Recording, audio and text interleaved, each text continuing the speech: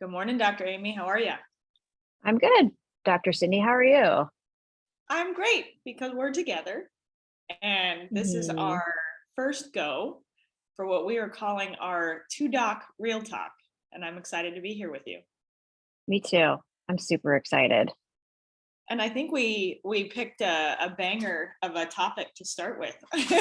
I do too. I haven't been able to stop thinking about it hmm and like what it means, I know, and you all of our know. listeners are waiting to know.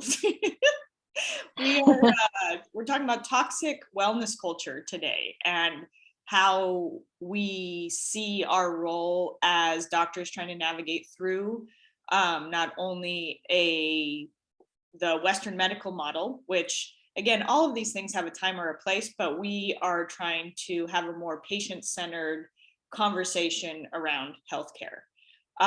So before we dive right in, I'm just going to make the statement that we are two doctors, but we are not your doctors.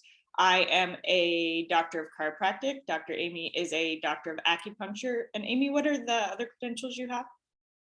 I have a California um, board licensed acupuncturist, and I have a doctorate in Chinese medicine and integrative medicine, and a master's in science. That's why we're here today, folks. Yeah. But the because as two doctors, we're not your doctors, so none of this. This is all for information purposes only. If it's not, none of this or these topics or this information is designed to replace medicine, acupuncture, chiropractic. Make sure that you are having a relationship with your healthcare provider, and this is for information only. So, just wanted to get that out of the way before we dive right in. hmm So, how would you describe toxic wellness culture? Yeah. So I've been doing a lot of reading about what toxic wellness culture is because you had brought up the topic. You had used those words, and I was like, when you use those words, and a few weeks ago when you brought this up, I was like, what is that? Because I felt that those words resonated so much with me, and so I felt like I had this amorphous sense of what it was already. And then I started doing some reading, and what the conclusion that I've come to is that toxic wellness culture is like this one size fits all, panaceas everywhere, do this thing and you'll get better. And if you don't, and if you do that thing and you don't get better, then it's your fault for not doing it right.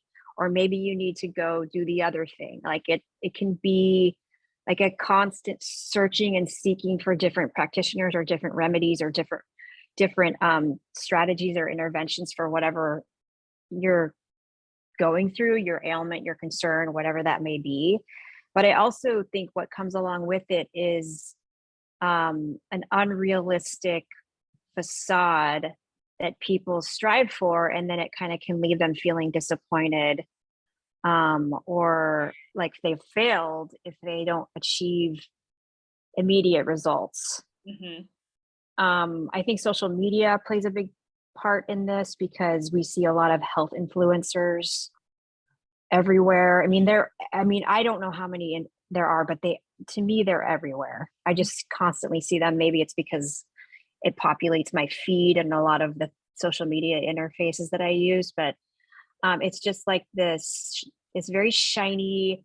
It's like the perfect background, the lady with the perfect skin or the guy with the perfect body, and I think it can, like, in one article I was reading, it was talking a lot about how toxic wellness culture emphasizes transformation, but if you don't achieve that transformation within a certain time frame or with a certain product, then you have failed. So there's like this shame based aspect to it.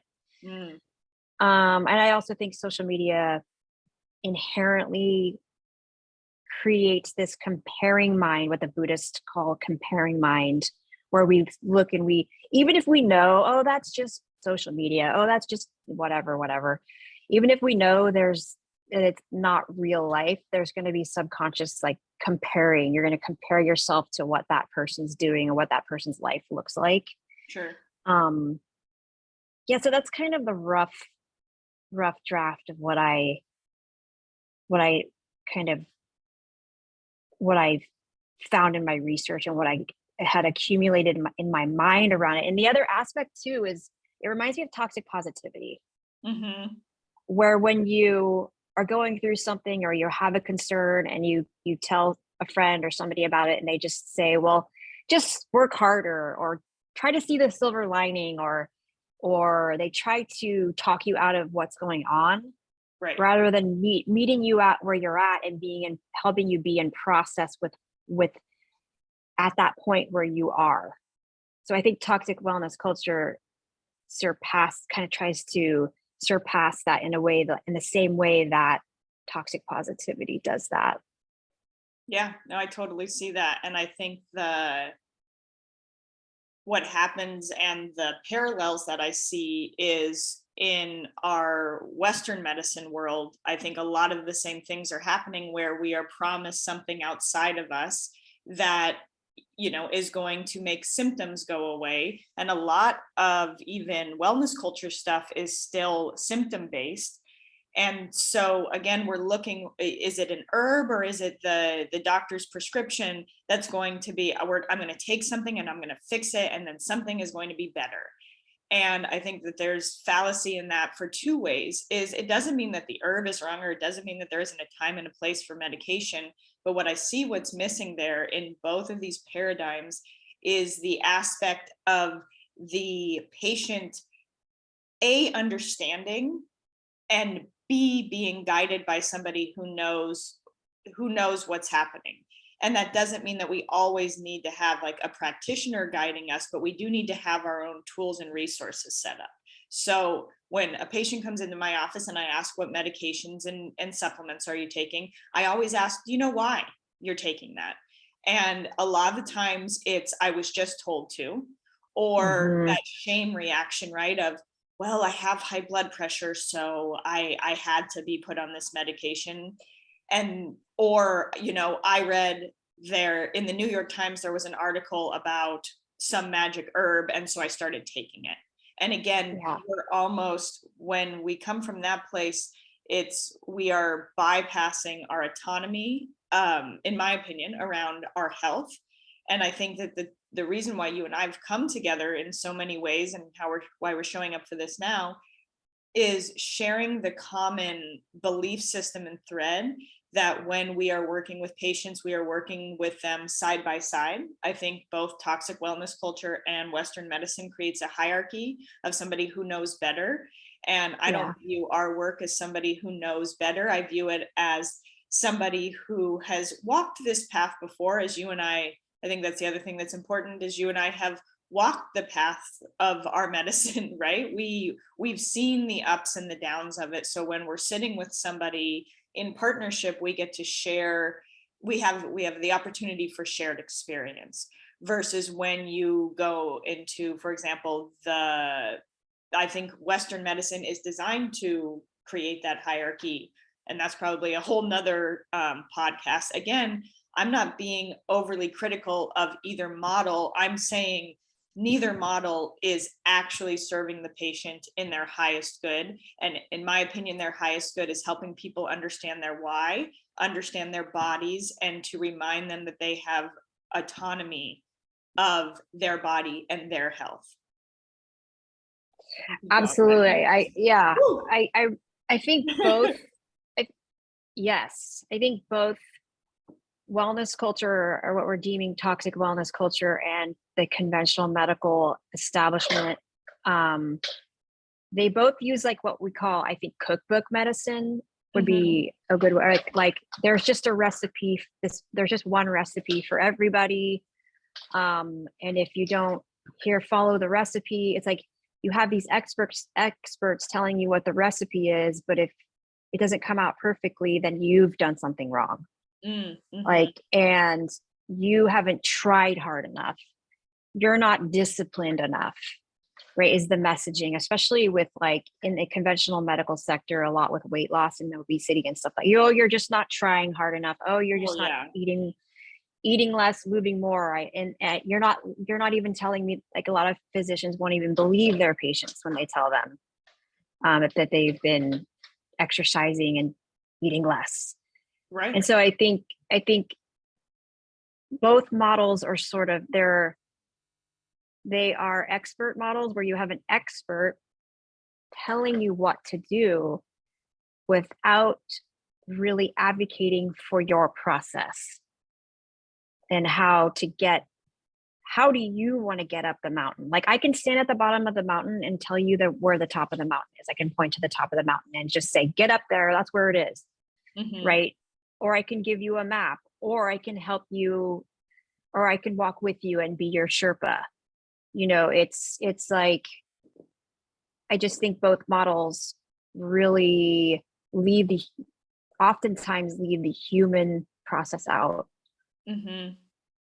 And the shame part is what really chaps my hide, Yeah, I is think when people, because I think we see the people um, who have struggled with that aspect, right? And they come to us and they're almost like, they're a little guarded. They're a little, a lot of times it takes some time to develop that trust with patients, and not because of our interpersonal relationship, but because they are rightfully so guarded of what looks like somebody else in the system that's made them feel wrong or bad, or they've written a story about themselves. Like, I know we both help women with weight loss, and I'm sure you hear it all the time of, I'm just, I was bad. I'm just yeah. not good at this stuff. Mhm, Or the people who have done it all right, and they're sitting there in front of you like, what's wrong with me? Right. And then it's mhm, like, actually, there's nothing wrong with you. This recipe, like you said, like the recipe just wasn't the right, didn't have the right ingredients for you and your mhm, body. And I think that that's the extrapolation I want to make of what the really big difference is finding, I loved how you said that, either finding a map or finding somebody to walk the path with you, um, that really understands that your individual needs for health are not just, it's there's so many layers there, right? There's our emotional life, there's what our bodies have been through physically, there's the toxic exposure that we're having. I mean, those are just three like primary, very differentiating factors that come into play when people are need to be seen as the whole person. And I believe that that's the difference too, right? Is seeing that this person is a whole person. And I think both toxic wellness culture, like, oh, you have SIBO, or the Western medical model is like, oh, you have diabetes. It's like, wait, hold on, there's so many more questions to ask here. And I think that yeah, that's why our approaches are really starting to really bridge the gap that we've seen. exactly. Um, yeah, because I think on both ends of that spectrum, you get diagnoses. It's easy to diagnose somebody. Right. It's easy to just give them a label. It's easy to tell them they are something. They are diabetic. They are a person with SIBO. And even that language, Um, right? You are a diabetic. Like, yeah. that's like one of the first things I break down with people is, I am not going to call you anything. I'm going to say that your body is going through a Mhm. diabetic process, right? So boom, right there we get to just be in a different light with it, because it's like the, I am fat, I am diabetic, I have heart disease. Yes. It's like, whoa, when did we Mhm, ever start loading that weight onto people's backs, right? mhm. Sorry, I just had to like jump in there and share that, and I'm not sorry, because as women we apologize too much. Please I know. excuse me for jumping in at that point. I just felt fired up to share that point. No, it's absolutely right. It's like it's like we participate in getting people to over identify with a certain state of being when that Mhm. isn't really necessary. I have diabetic patients and clients, pre-diabetic. I have, people with metabolic dysfunction, and they often identify as that, which, and I'll say, that this can be put into remission. And Mhm. they're like shocked. They're like, really? It's like that conversation isn't even on the table. Um, when you over identify with something, it's like, um, just trying to see yourself as maybe going through something, and that there are tools and there are ways to get out of that situation rather than over identifying. But um yeah, it's the other part that I don't like is both. I think I already said this, but like conventional medicine and toxic wellness culture both tell people they're not trying hard enough Hmm. when they fail, because the practitioners in those worlds I think see them, they don't want to take responsibility for cultivating a relationship with their client or patient that is precise and honors the process of that patient and their value system. Hmm. They just want to say, do this thing, and if it didn't work, then I don't know what to tell you, that you just didn't do it right. Um, Just how Again, just going back to the traumatizing that shame. experience is. I mean, I think most people I've worked with have at least one story where a healthcare practitioner devalued their experience around what they were having, right? And I have so many patients tell me, I'm just so scared to go to my doctor because I'm afraid she's going to be upset with me, or I'm afraid Right, he's just going to think that I'm a failure. And I'm like, we're the failures if you're walking into your medical doctor's office or your healthcare practitioner's office and feeling fearful of not even be able to articulate the experience you're having. Like, health is so hmm, intimate, health is so different, right? Even though we're hmm, sold that everybody's, we all have the same problems, it's not the case. The complication is too, it like there's nuance in what's happening right there. And really, like, I think it's important that we're having these conversations and that all sorts of different practitioners are having this conversation, because the system's not going to flip until we can have and I think there is like a lot of external stress happening on the system, and we see the system kind of being like, no, we don't want to change, and we're pushing against it. But what yeah, I would love to see is the people on the inside of the system starting to push out and saying, yeah, no, this isn't working for us either. To right, really, again, and that comes from like the shared desire to create a patient-centered experience again. right. And I think, especially in the conventional medical system, I think a lot of like physicians are feeling really burnt out. I mean, I know they're feeling burnt out. I mean, we're supposed Yeah, to have a 40% primary care shortage in the next 10 years. And they do experience moral injury because they didn't get into this job most of them, I would say, to just do 7-minute appointments and turn and burn patients. And absolutely. so it's like, okay, then what do? Do you get into the wellness industry, which is like this fast industry, but then like we've said, it also has its other problems.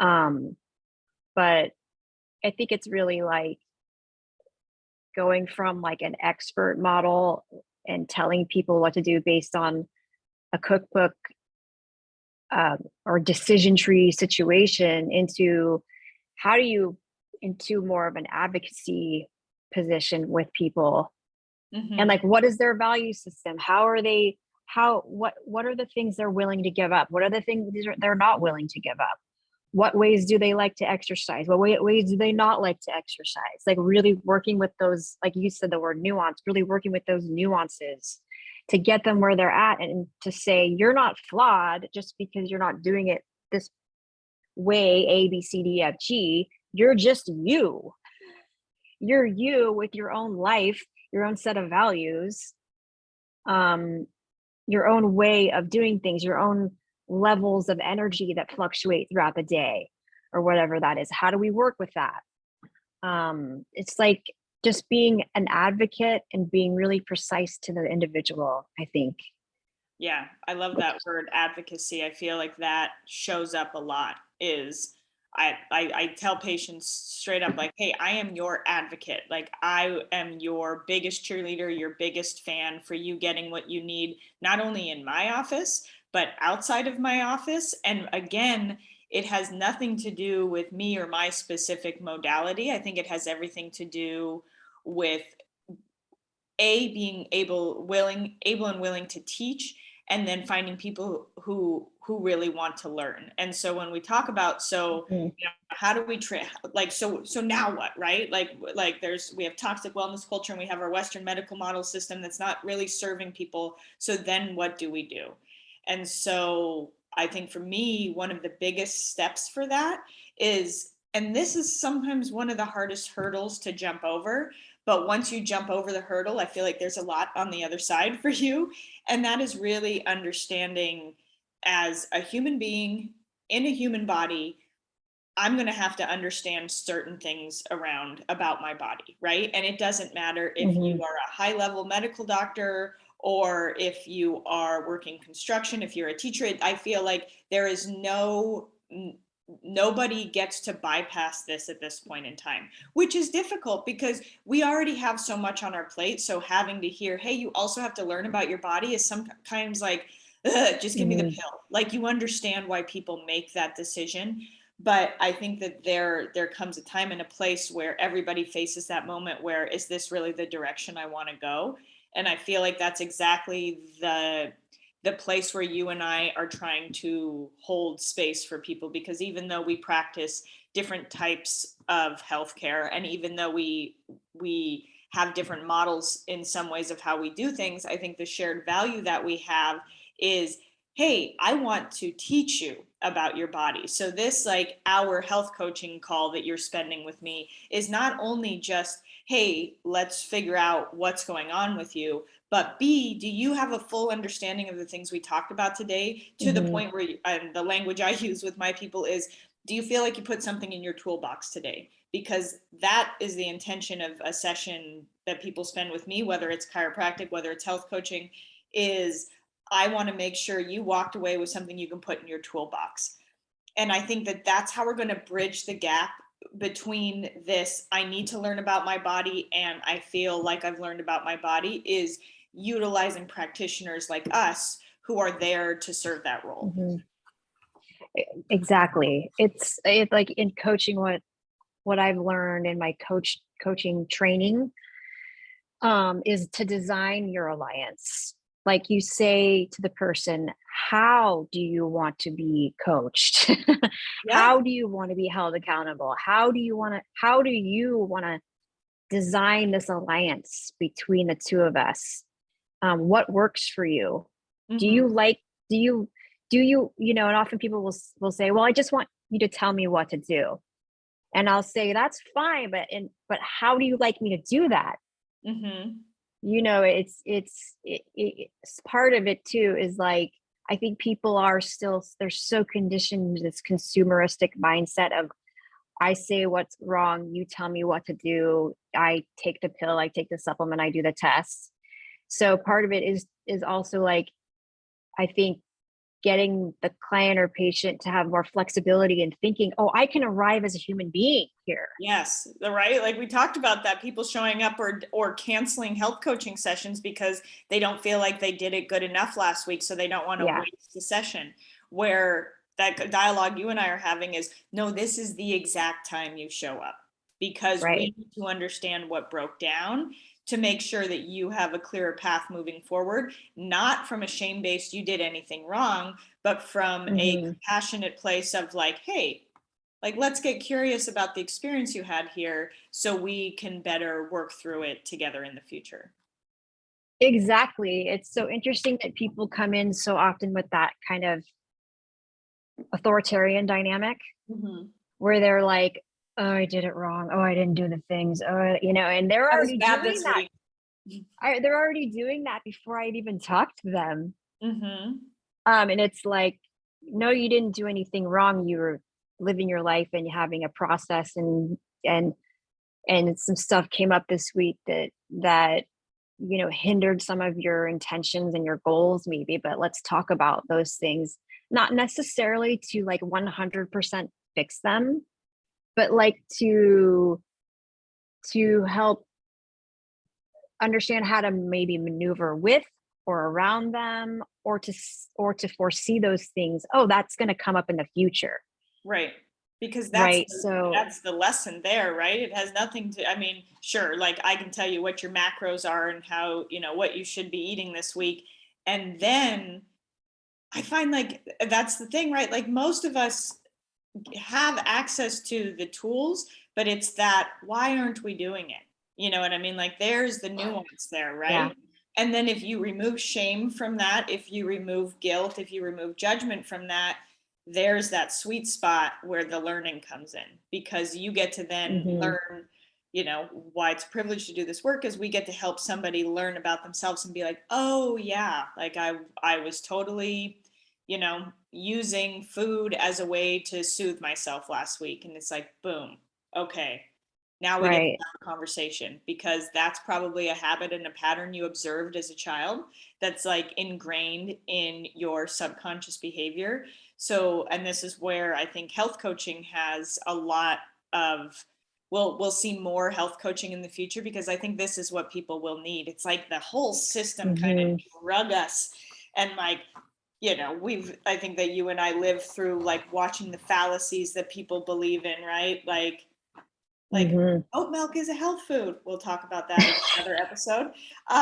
You know, stuff Right. like Kale is the that. kale is the holy grail. Right? Kale is the holy grail of, yeah, You of know, all it's yeah. like we've been that, I think that's the other thing too, is to really understand is like this system has been designed for profit, Yeah. you know, and I think that's the most heartbreaking thing, is that most hospitals in this country are a for-profit business entity Hmm. grounded in capitalism, which is not how you take care of an individual human being. You know, I think that that's the thing, is there's Right. like there needs to be a rehumanization of how we help people navigate their bodies and their health. And I think again that's where that the health coaching role comes in. If you haven't figured it out, both Dr. Amy and I have health coaching as a part of our practice.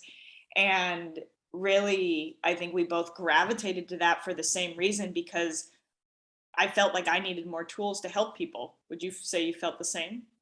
Oh, absolutely. I mean, I spent a decade or more treating patients and acting as an expert, giving recommendations, doing treatments, and and it just, I mean, oftentimes work was rewarding, but there was this piece of, well, why aren't they doing the things that I've suggested?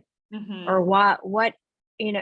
what, what's the deal? Why aren't they exercising like they said they would? Or blah, blah, blah, Well, me, and then I just thought to myself, well, I actually took a class and we had this book called Motivation. We went through this process of learning a little bit of motivational interviewing, and that was the door that opened for me. And I was like, oh, because I'm not really listening to this person and what their needs and process are, and how to tailor, customize, curate Mm-hmm. their process for them.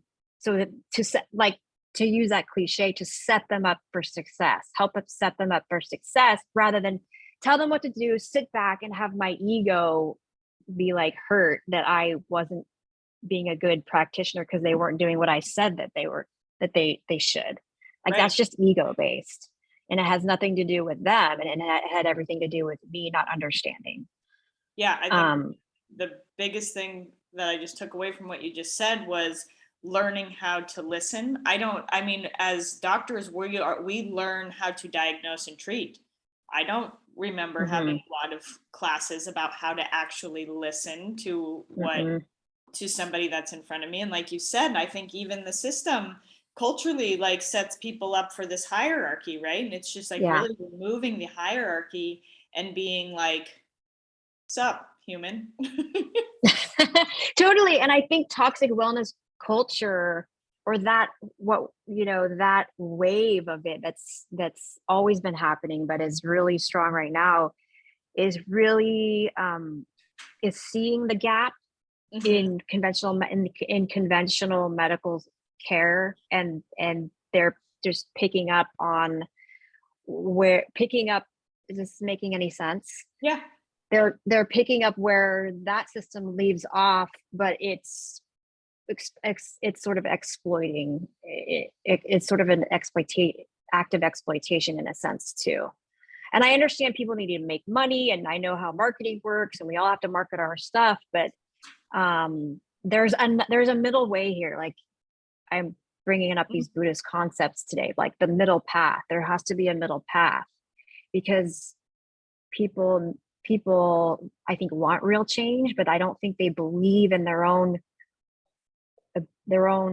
wholeness, that they are themselves resourceful and whole as is, and that we just need to get a little creative with who you are and what your values are, but we can get there.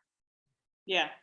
And just also the reminder of that, how intelligent our bodies are.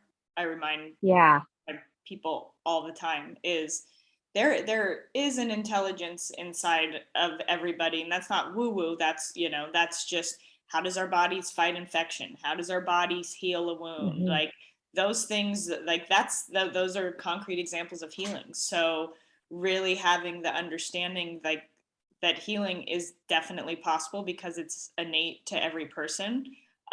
It's just about removing some of those barriers, and I think that's definitely our goal. It is our goal, and I'll add, everybody's healing is different. Yes, I 100%. kind of keep saying that, but for instance, like, I had a martial arts instructor years ago who got lung cancer, and her path through chemo, her path of remission, her path, and she ended up becoming a Buddhist priest and playing the flute and all these things through her disease process, through what was happening for her. And she said, "This is what my healing looks like in this moment." And it can look like can look different ways at different moments, even if you're going through like the craziest thing in the world, and you've got lung cancer, for Christ's sake. Anyway, Yeah, that's all I meant. That's powerful.